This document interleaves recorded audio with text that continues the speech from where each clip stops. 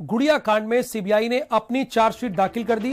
CBI ने अपनी chargesheet में बताया कि पहले गैंगरेप किया गया और उसके बाद निर्ममता से हत्या की गई। चारों आरोपियों पर सीबीआई ने चार्जशीट दाखिल कर दी। जो संदीप जो पहले उन्होंने नामजद किया था, उसके बाद रवि को नामजद किया, उसके बाद और अलग बयान हुए, उनमें फिर 2 लवकुश और रामू को और बढ़ाया गया था। लेकिन पुलिस ने, सीबीआई ने ये पाया कि क्योंकि जॉइंट डिक्लेरेशन है उसमें, जो लास्ट का 22 तारीख वाला बयान है, उसको बेस मानते हुए उन्होंने कहा ये कोर्ट के ऊपर छोड़ते हैं निर्णय, और चार्जशीट चारों के खिलाफ दाखिल कर दी है। किन धाराओं में की है सर? अच्छा, किन धाराओं में किया है सर? ये 325 SC एक्ट है, 354 है, 376A, 376D, अच्छा, हत्या 302।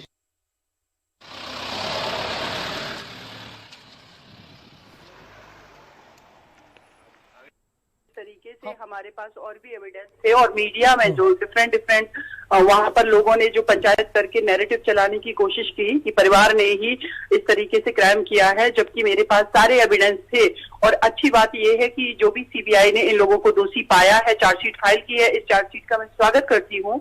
लेकिन आगे भी ये लड़ाई हमें बहुत ही सिंसियरली लड़नी है, क्योंकि जो FSL रिपोर्ट है या जो भी पोस्टमार्टम रिपोर्ट है, उसमें जो मेडिकल ग्राउंड जो दिया है इन्होंने कि वो सफिशिएंट इंजरी नहीं थी पीड़िता की डेथ के लिए, तो इन्होंने पूरी कोशिश उसमें ये की है कि ये मैटर जो है बाद में 302 का ना बने। ये इस तरीके के जो इसमें लूप होल्स हैं, वो मेरी फाइट आगे फर्दर कंटिन्यू रहेगी। लेकिन हाँ, ये चार्जशीट आज फाइल हुई है, मैं सेटिस्फाई हूँ इससे।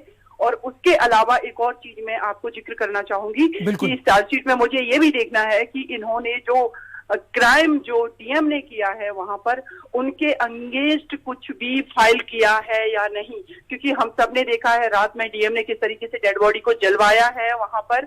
और पीड़ित परिवार ने, जो एसआईटी गठित हुई थी, उनको ये कंप्लेन की थी कि इस डीएम के खिलाफ में कार्रवाई की जाए, उनके समकक्ष ऑफिसर्स के। तो सीबीआई ने उनके अगेंस्ट में कोई भी स्टेटमेंट फाइल किया है या नहीं, कोई भी पेपर फाइल किया है कि नहीं, कि डीएम के नेग्लिजेंसी के वजह से रात में डेड बॉडी को, पीड़िता को जलाया गया, उन्होंने एक क्राइम किया है। और एसपी हाथरस, क्योंकि स्टार्टिंग में आप देखेंगे जो फर्स्ट एफआईआर थी उसमें 376D सेक्शन नहीं लगाया गया था, जबकि पीड़िता का जो पहला बयान था जिसको पुलिस स्टेशन में लेट करके वो दे रही थी, वो बयान को क्यों नहीं वहां की पुलिस ने आधार बना करके एफआईआर दर्ज की थी। अगर एफआईआर प्रॉपर सेक्शन में दर्ज होती तो शायद इतना ज्यादा पीड़ित परिवार को नहीं झेलना पड़ता, इतना लोग प्रोटेस्ट नहीं करते। लेकिन ये सब नेग्लिजेंसी और एक क्राइम किया था वहां की पुलिस ने, तभी 201 का ये मैटर बनता कि एविडेंस खत्म हो चुके थे।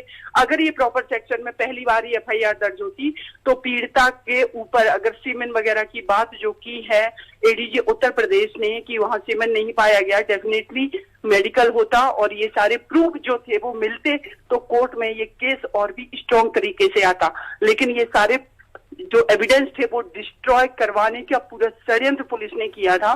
तो इन सारी चीजों पर भी आर्गुमेंट होगा और मैं आज खुश हूं कि एटलीस्ट ये एफआईआर चार्जशीट आज फाइल कर दी गई। उत्तर प्रदेश सरकार को जवाब देने होंगे कि क्यों पीड़िता का शव जलाया गया, किस तरह से स्थानीय प्रशासन ने इस पूरी घटना को एक साजिश का मोड़ देने की कोशिश की और कौन वो जिम्मेदार लोग थे जो बार बार सार्वजनिक रूप से लोगों को डरा धमका रहे थे, फॉरेन फंडिंग का एंगल ढूंढ रहे थे जिससे कि इस घटना को दबाया जा सके। निहायत ही गैर जिम्मेदाराना और असंवेदनशील रवैया रहा है इस पूरे घटनाक्रम में उत्तर प्रदेश सरकार। वो जो लड़के थे उन्होंने गैंगरेप किया और इसके बाद लड़की की हत्या की और सच आज सामने आ गया। तो सरकार ने जिस तरीके से हाथरस में जो बेटी के साथ अन्याय हुआ वो अन्याय नहीं होने दिया। ये बहुत दुख की बात है कि बेटी हमारे बीच नहीं है, लेकिन जो सच है वो सामने आया और जितने ये आरोपी हैं जिन्होंने उसका गला दबाया और हत्या की, इन सब को आजीवन कारावास होना चाहिए और जल्द से जल्द इनको फांसी होनी चाहिए ताकि अगली बार ये कोशिश न करे कि किसी के घर की बेटी को इस तरीके से उसके साथ ये व्यवहार। और इस वक्त हमारे दो संवाददाता इस वक्त लाइव हमारे साथ जुड़े हुए हैं, शम्मी गौतम हाथरस से और साथ ही साथ नरेंद्र प्रताप मेरठ से जुड़े हैं। शम्मी, ये बताइए कि इस चार्जशीट में चूंकि पुलिस की भी बड़ी लापरवाही रही, 376D का उन्होंने जिक्र नहीं किया अपनी एफआईआर में और इसमें जिक्र है, तो उनका भी स्टेटमेंट है?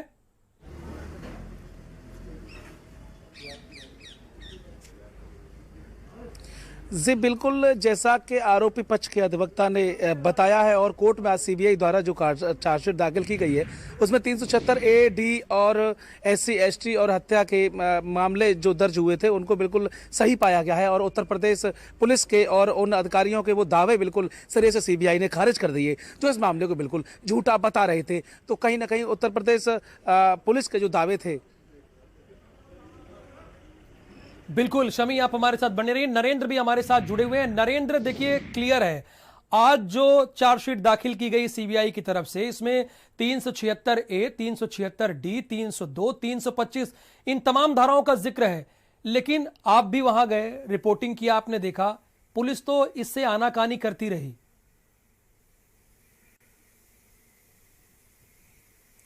देखिए, केवल पुलिस ही नहीं, इस पूरे मामले में एक गरीब पीड़ित परिवार जो अपनी बेटी के मर्डर का इंसाफ मांग रहा था, उसको रोकने की कोशिश की गई और उसमें पूरा सिस्टम इन्वॉल्व था। जिले के अधिकारियों से लेकर स्टेट के सारे अधिकारी, जितने नेता मंत्री थे, वो सारे के सारे हमेशा जो मृतक पक्ष है उसके खिलाफ बयानबाजी करते थे और हमेशा एक ही बात कही कि जो विरोधी दल है इसको पॉलिटिक्स से जोड़ना चाहा।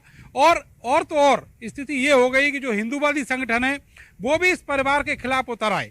तो एक ऐसा गरीब परिवार जिसकी जो गांव में स्थिति है वो ऐसी नहीं वो सिर उठा के चल सके, उस परिवार के लिए इंसाफ की राह बहुत मुश्किल थी। लेकिन मीडिया ने और भारत समाचार ने इस पूरी खबर को प्रमुखता से दिखाया, जिसका असर ये हुआ कि सीबीआई जांच के आदेश सरकार को देने पड़े।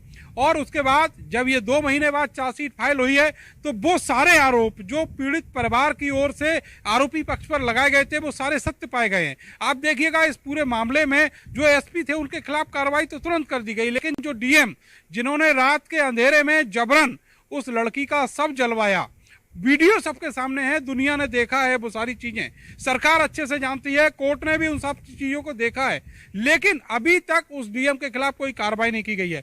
दूसरी तरफ जो पूरा सिस्टम, चाहे वो पुलिस के अधिकारी हों, चाहे वो प्रशासन के अधिकारी हों, वो अधिकारी जो लखनऊ में बैठे हुए हैं, जिनके ऊपर पूरी कानून व्यवस्था की बागडोर है, उन अधिकारियों ने भी इस पूरे मामले को अलग अलग तरीके से, अलग अलग एक्सप्लेनेशन देके, अलग अलग तर्क देके दूसरी दिशा में ले जाना चाहा। और एक बात तो यहाँ तक आई कि जो संदीप है, वो संदीप आरोपी ना होकर पीड़िता का जो भाई है वो संदीप है, उसको आरोपी बनाने की कोशिश की गई।